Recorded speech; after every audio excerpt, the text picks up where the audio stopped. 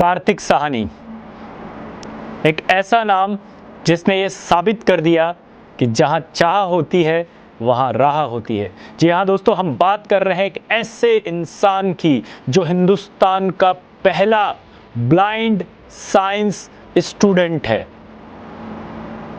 सफ़र की शुरुआत अगर आप देख सकते हैं तो कैसे हुई होगी, जिसके पास आंखें नहीं है, जिसे दुनिया देखने का सपना होता है, लेकिन ईश्वर ने उस दुनिया को देखने लायक भी उसे नहीं बनाया। अगर एक ऐसा इंसान जब बहुत बड़ा सपना देखता है तो दुनिया उस पर हंसती है, बोलती है अरे ये तू देख नहीं सकता, तुझे तो सपने देखने का हक नहीं, जब दुनिया नहीं देख सकता वो सपने क्या देखेगा। लेकिन दोस्तों, ये जो सोच है ये कुछ लोगों की सोच थी, लेकिन उसके विपरीत उनके माता पिता की सोच उन सभी सोच से अलग थी। उनके माता पिता ने सोचा था कि बेटा जो तू एक दिन चाहेगा तुझे वो बनाएंगे, और कभी उन्होंने इस बात का एहसास नहीं होने दिया कि तुम आंखों से नहीं देख सकते। स्कूल में जब ड्राइंग कंपटीशन भी मिलता था तो ड्राइंग कंपटीशन के अंदर भी उनकी माँ उस ड्राइंग के स्केच पर वूल बांध देती थी, जिससे वो महसूस करके अपनी पेंटिंग को कंप्लीट करते थे। जी हाँ दोस्तों, ये वो जज्बा था जिन्होंने कार्तिक साहनी को कभी हारने नहीं दिया। अपनी माँ और पिता का आशीर्वाद और विश्वास जो उनके साथ था, उससे उन्होंने वो कर दिखाया जो दुनिया में बहुत कम लोग हासिल कर सकते हैं।